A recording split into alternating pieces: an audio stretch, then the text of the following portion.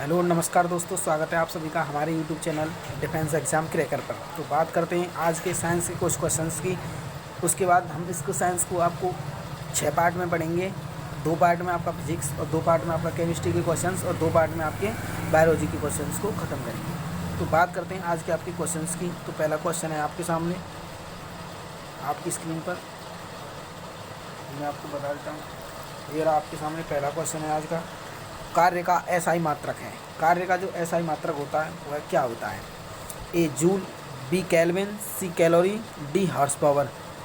तो दोस्तों इसका आंसर हो जाएगा आपका ऑप्शन नंबर ए। कार्य का एसआई मात्रक होता है जूल। ठीक है, अगला क्वेश्चन है आपके सामने। निम्न में कौन सा युग्म सुमेलित नहीं है? ये जो आपके सामने 4 ऑप्शन दिए हुए हैं, इनमें से पूछा है उसने कि इनमें से कौन सा युग्म सुमेलित नहीं है।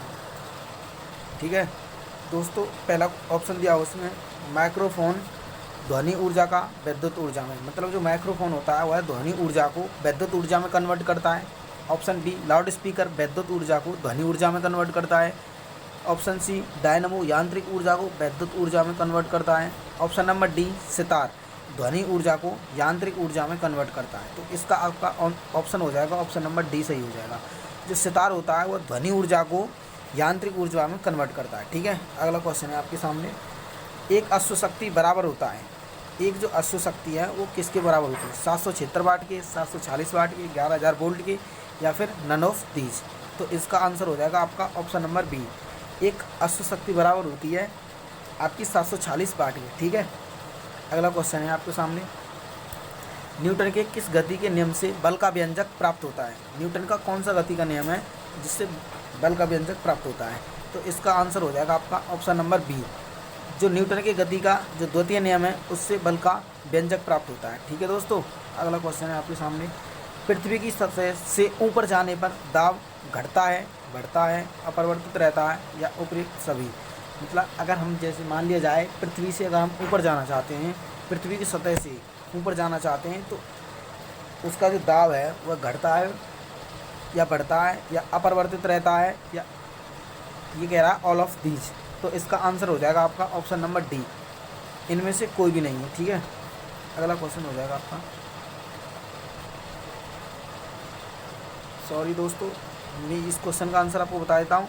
अगर हम पृथ्वी की सतह से ऊपर की तरफ जाएंगे ना, तो जो वो दाब होता है ना वो घटता है।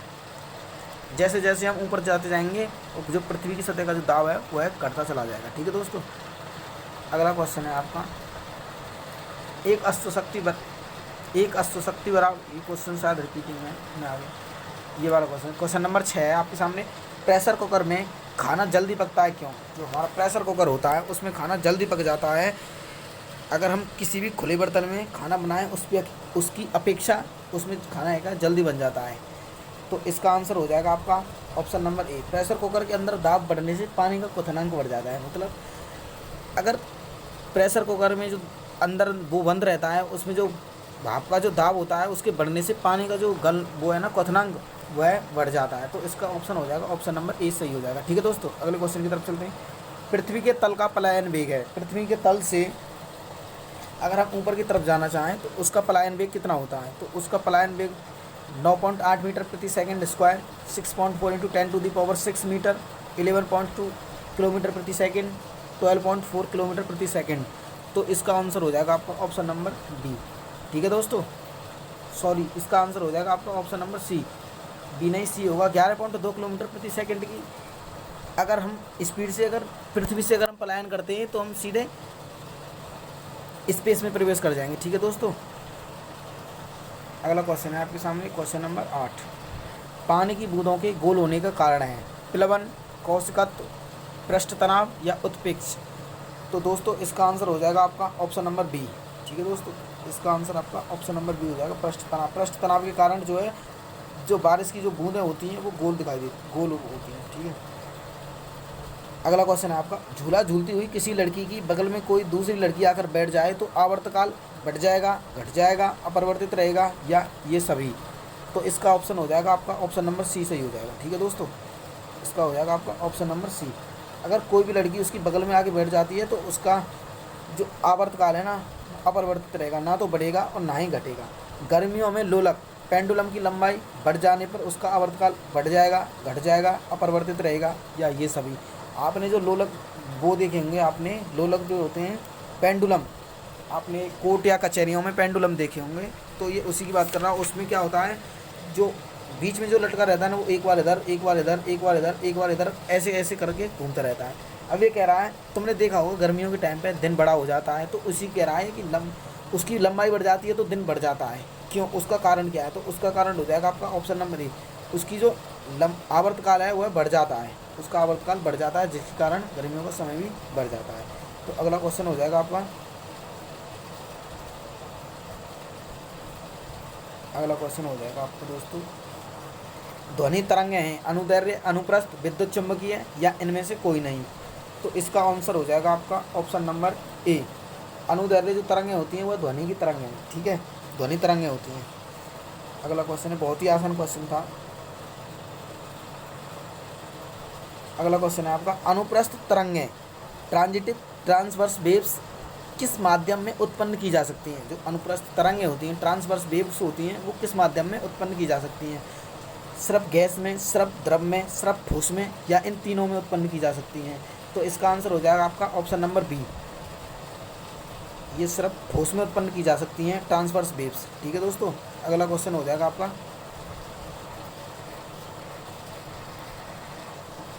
अगला क्वेश्चन आपका, अनुदैर्घ्य तरंगें लॉन्गिट्यूडिनल वेव्स किस माध्यम में उत्पन्न की जा सकती हैं, ठीक है दोस्तों। इसमें भी वही ऑप्शन दिए हुए हैं जो अभी अभी आपके दिए हुए थे, ठोस में, गैस में, या द्रव में, या इन तीनों में।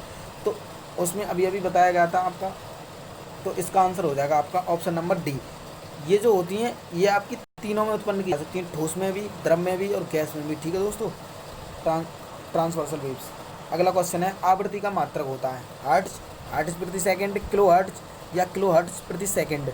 तो इसका आंसर हो जाएगा आपका दोस्तों, क्वेश्चन नंबर 14 का आंसर हो जाएगा आपका ए, हर्ट्ज।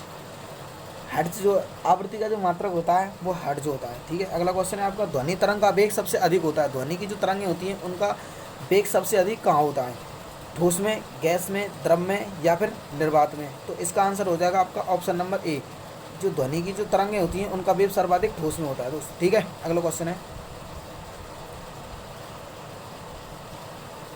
पराश्रव्य तरंगें वे हैं जिनकी आवृत्ति परिसर में कितनी होती है, 20 हर्ट्ज से कम, 20 हर्ट्ज से 20,000 हर्ट्ज के बीच, 20,000 हर्ट्ज से अधिक, या नन ऑफ दीज।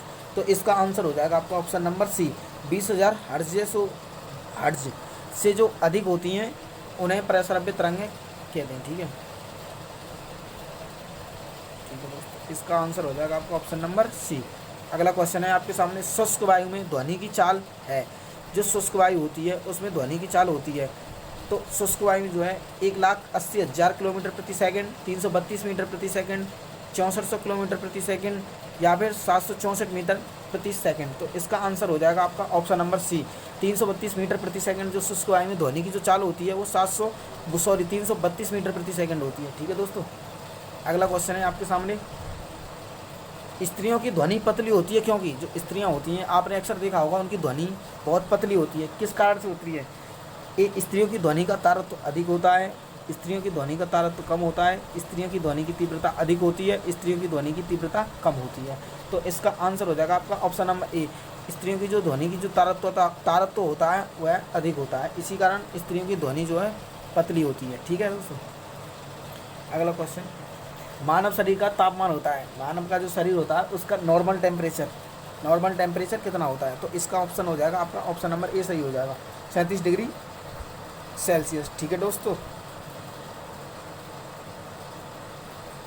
यहाँ पर ना दोनों ही आपके आंसर सही हो जाएंगे, ए और बी। ये आपका डिग्री सेल्सियस में दिया हुआ है और ये आपका फ़ारेनहाइट में दिया होता है। 37 डिग्री सेल्सियस इक्वल होता है 98.6 डिग्री सेल्सियस फ़ारेनहाइट के, ठीक है दोस्तों। तो ये आपका ऑप्शन नंबर डी एकदम राइट हो जाएगा, ठीक है।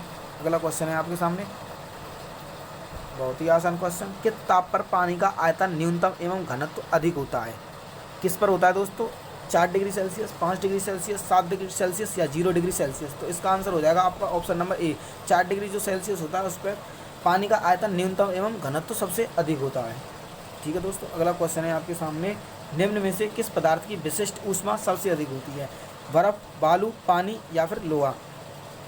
इसने पूछा है किस पदार्थ की विशिष्ट ऊष्मा सबसे अधिक होती है। तो इसका ऑप्शन नंबर ए बर्फ़, बालू, पानी या फिर लोहा। तो इसका आंसर हो जाएगा आपका ऑप्शन नंबर सी। जो पानी होता है उसकी जो विशिष्ट ऊष्मा होती है वो सबसे अधिक होती है। ठीक है दोस्तों, अगला क्वेश्चन है आपके सामने। न्यूनतम संभव ताप है, न्यूनतम कम से कम जो है तापमान कितना संभव हो सकता है। तो ऑप्शन नंबर ए है -370 degree Celsius, -171 degree Celsius, -273 degree Celsius या फिर 0 डिग्री सेल्सियस। तो इसका आंसर हो जाएगा आपका option number B, -273 degree Celsius जो है न्यूनतम संभव तापमान है। ठीक है, कम से कम इतना हो सकता है। अगला क्वेश्चन है आपका, निर्वात में प्रकाश की चाल होती है, निर्वात में प्रकाश की चाल कितनी होती है। 1,80,000 किलोमीटर प्रति सेकंड, 3,60,000 किलोमीटर प्रति सेकंड, 3,00,000 किलोमीटर प्रति सेकंड, 1120 किलोमीटर प्रति सेकंड। तो इसका आंसर हो जाएगा आपका ऑप्शन नंबर सी, 3,00,000 किलोमीटर प्रति सेकंड इसकी जो है आपकी किलोमीटर प्रति सेकंड चाल होती है निर्वात में प्रकाश की। अगला क्वेश्चन है आपका, किस रंग के प्रकाश का प्रकीर्णन सबसे अधिक होता है। मतलब जो ऐसा कौन सा रंग है जिसका प्रकीर्णन सबसे अधिक होता है। तो इसका ऑप्शन दिए हुए हैं आपके, ए लाल, बी आसमानी, सी पीला, डी बैंगनी। तो इसका आंसर हो जाएगा आपका 24 नंबर क्वेश्चन का डी, बैंगनी रंग का जो बैंगनी जो रंग होता है उसका प्रकीर्णन जो है सबसे अधिक होता है। ठीक है, अगला क्वेश्चन है और आज का लास्ट क्वेश्चन है आपका, अधिक ऊंचाई पर चढ़ता हुआ व्यक्ति आगे की ओर क्यों झुक जाता है। जब कोई भी व्यक्ति ऊंचाई पर चढ़ता है तो आपने देखा होगा वो आगे की तरफ झुक जाता है। उसका कारण क्या है, थकान के कारण, गति बढ़ाने के लिए, स्थायित्व बढ़ाने के लिए या नन ऑफ दीज। तो इसका आंसर हो जाएगा आपका ऑप्शन नंबर 3, स्थायित्व बढ़ाने के लिए वो है जो है आगे की तरफ झुक जाता है। ठीक है दोस्तों, तो कमेंट करके आप ज़रूर बताइए कैसी लगी आपको ये वीडियो। तब तक के लिए हंसते रहिए, मुस्कुराते रहिए। जय हिंद, जय भारत।